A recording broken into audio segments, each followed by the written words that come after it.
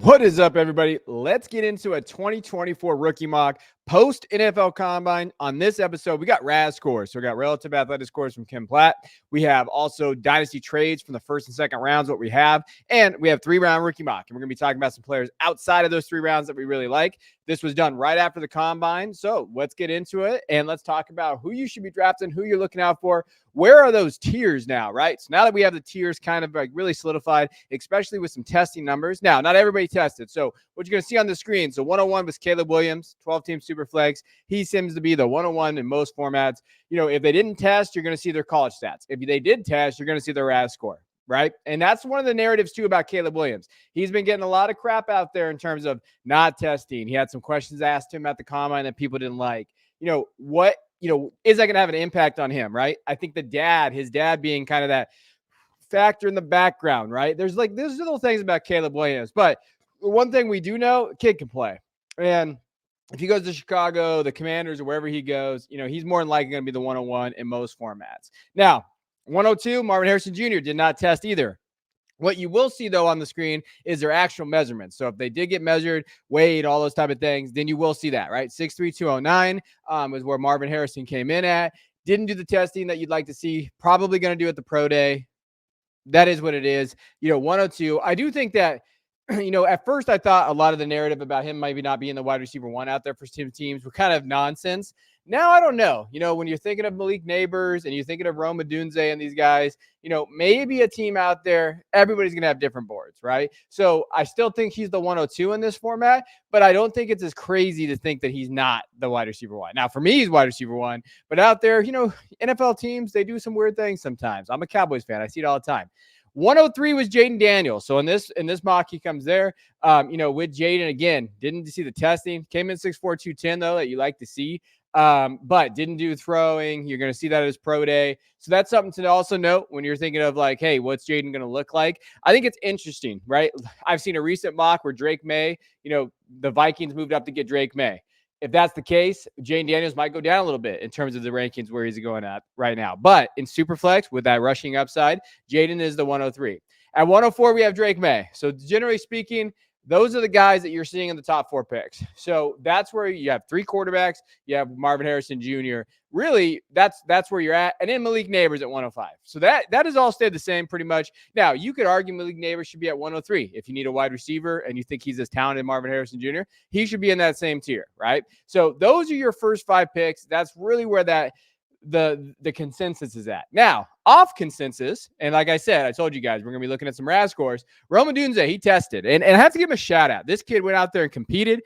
3 cone drill. He's trying to beat the record, doing all kinds of little things there. You have to love that about him, his competitiveness, right? So when you look at the RAS score, relative athletic score, this is just athletic testing. And the biggest thing, if you don't know what this is, essentially, the better the RAS, the better the prospect. And teams really look into this stuff and they try to find out, hey, what you're seeing on RAS, do you see on the film? That's really the basic of it all. If you're seeing Rome Odunze do really well on film, does it translate over to his athletic testing? And it did. When you look at this, he ran that 4.45, which is perfect. 20 and 10-yard splits was good. Shuttle was good. Vertical was good. Everything marked out there. And I do think he rose up because of the testing. I think he rose up some people's draft boards. He did an excellent, fantastic job in terms of what he needed to do out there, especially with Neighbors and not Marvin Harrison out there. And he did a great job. Now, at 107, Brock Bowers. He came in at 243, didn't test, though. So that's the other thing with Brock. I think that, he went there to kind of interview, see what he was doing there. I still think he's a top 7 pick in this format and tight end premium and Superflex. But his landing spot's going to be interesting. Joe Alt just tested out through the roof. I think Joe Alt's going to be a top 7 pick, right? These wide receivers are testing through the roof. Is Bowers that guy that maybe slips a little bit, right? And we've heard it a little bit, right? He met with the Colts for a long time. They're sitting at 15. So the interesting spot is going to be if Bowers doesn't go top 10, how far down do you move him? Probably 107 is as far down as you're going to get. But I don't think he's a clear-cut top 5 pick like many people thought when this process was starting. Now, at the 108, we have J.J. McCarthy, who's going to be the most debated quarterback out there. Came in at 219. That's excellent for J.J. McCarthy. Raz, he did okay in terms of, obviously his agility is really good. His 3-cone is one of the best for quarterbacks ever. You're looking at his composite size. You love that he hit 219. He threw okay. I don't think that you can, really say he threw poorly when we hate that these quarterbacks don't throw. He makes a couple bad throws and then everybody's like, oh my gosh, he's terrible. I think a team's going to really like JJ. I heard, based on all the guys that are there, the real scouts, they talked about him crushing the interviews. They talked about him crushing just everything that he needed to crush at the combine in terms of intangible stuff. Someone's going to fall in love with JJ and draft him.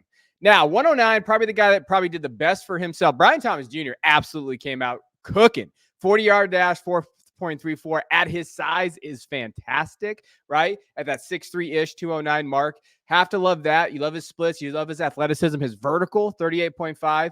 I think he's really slotted himself in as that 109 top 5 wide receiver of the class, right? So when you're thinking of Rome, right after Rome, Malik, right, in that Marvin Harrison Jr. range, I think Thomas is right there. I think that you put him at 4 or 5, and you're probably pretty comfortable with that moving forward. When you're looking at after that, when you're looking at 110, A.D. Mitchell, Adonai Mitchell here, 6'2", 205.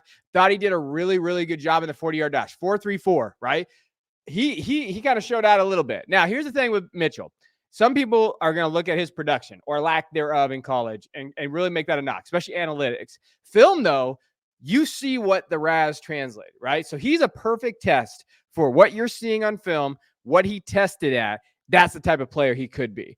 Analytically, though, you're going to really have some dings on him as red mark. But like Jay Stein talks about, one of my close friends and really good analyst, because he doesn't just let the spreadsheets talk to him. He talks about, hey, first-round capital makes all the difference. If he gets first-round capital, then that stuff kind of goes away about that lack of production in college, because teams are really buying into this kid. So that is something to know. And I think A.D. Mitchell is on that fringe of that top 5 kind of wide receiver area. Then 111, maybe a kind of a shock to some. 6'2", 176 is where he came in at. You don't love the 176 there for Franklin. Didn't test bad, 4.41 and all that. Based on who was there, though, they talked about him struggling in drills. I don't know where Troy Franklin is at. I still think he's a day 2 pick in that round 2 to 3 mark. I think if he finds a good spot, you really like him at the back end of the first. I still think he is talented, but definitely some things he's got to clean up, and hopefully he does. But this wide receiver class is loaded. There's a lot of talent in this area.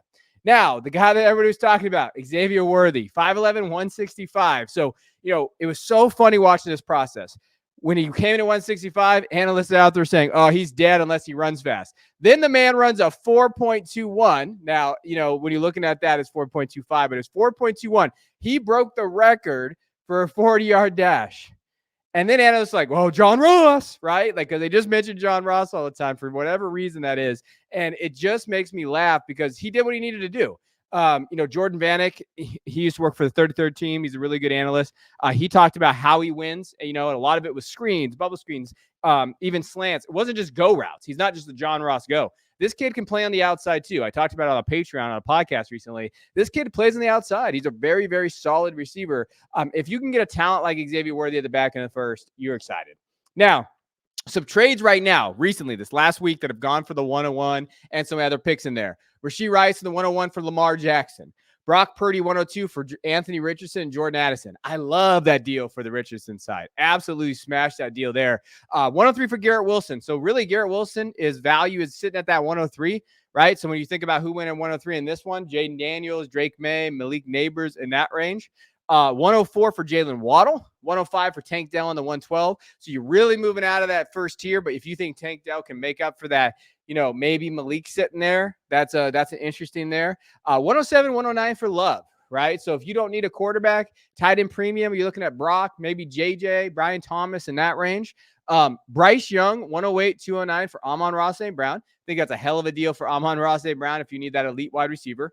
And then the 101 for Puka and the 105. So this is one of those ones where you get that elite wide receiver. You still put yourself in position for possibly one of the quarterbacks if you need to, or Neighbors or Bauer sitting there. So I think those are interesting deals, right? So when we're looking at deals, just trying to give you guys context, these are all 12-team Superflex, tight end premium, and PPR of ways you might be able to move those first.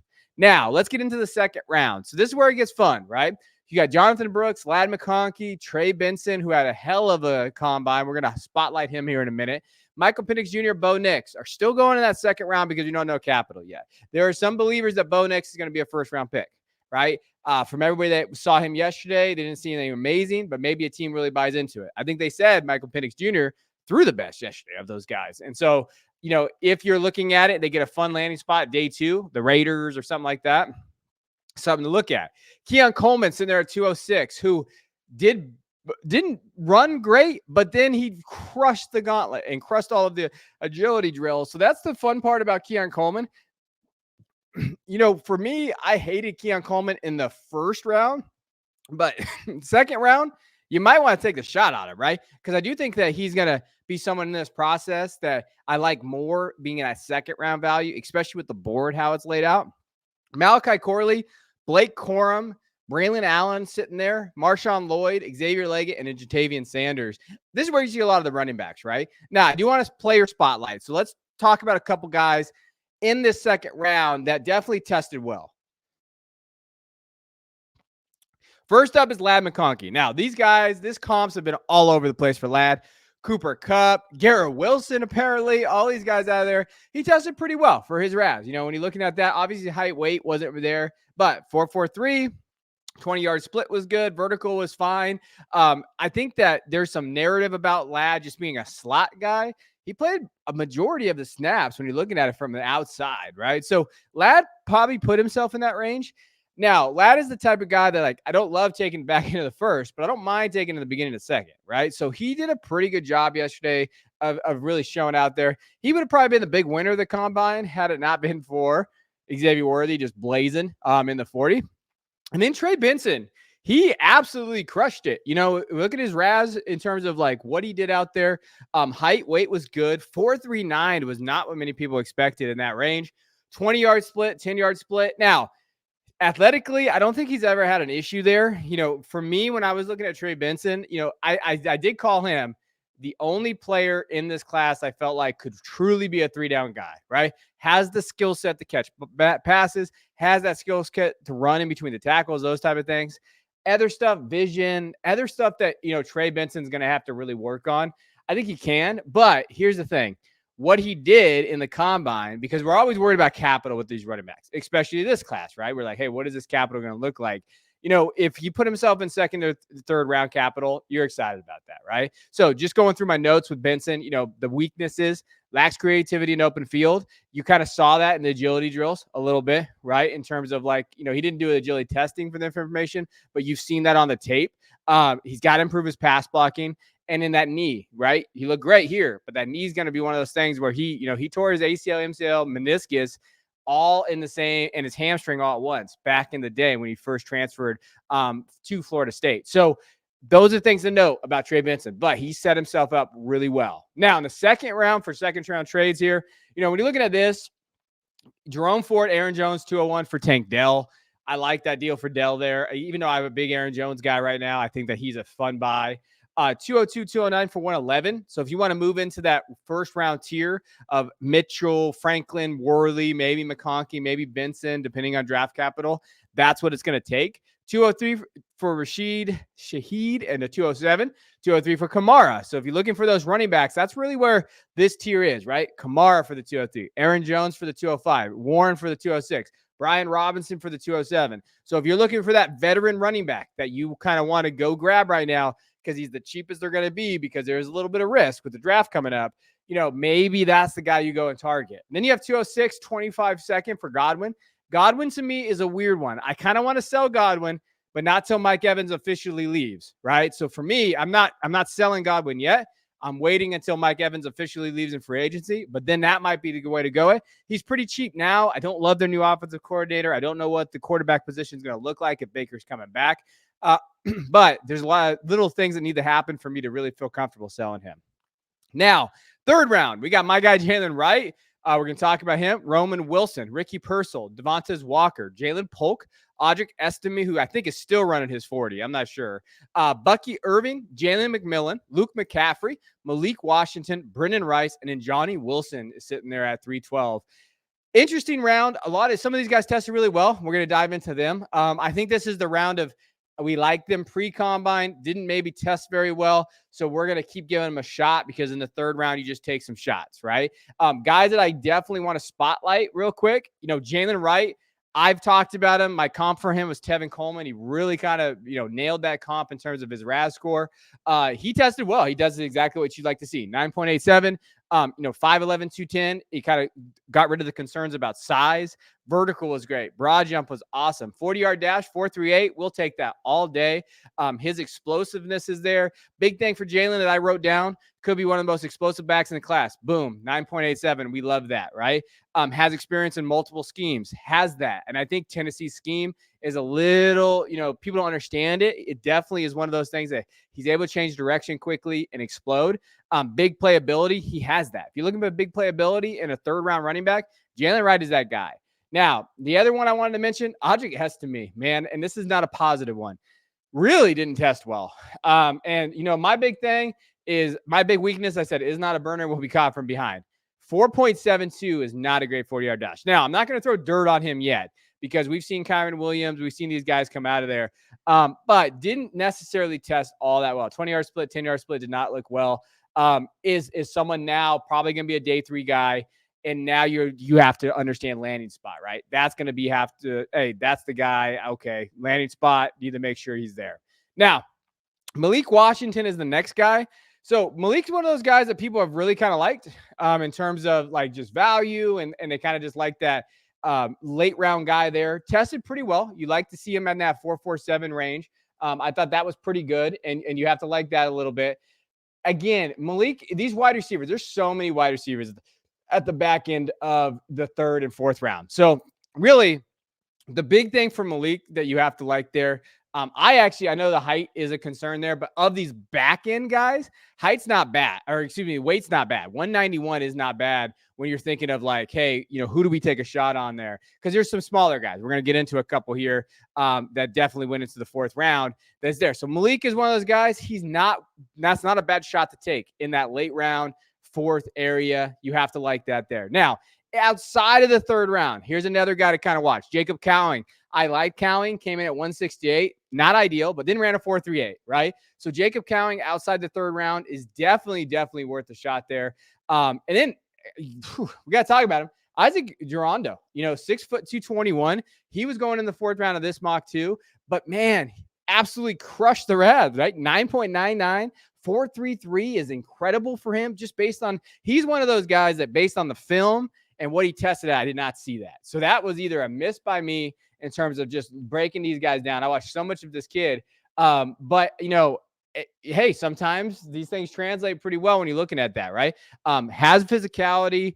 I said he wasn't going to test well athletically, but he did. So he make me look like a dunce. But he's just someone in the 4th round. If you're at 6 foot 220 and you have that explosiveness, you got to know him, right? You got to understand and talk about him there. So that's our mock 3 round. Try to give you a little context in terms of where the rookie picks are going, and just some guys to be aware of as we get into this process. So I appreciate you guys as always. I'll check you guys in the next video.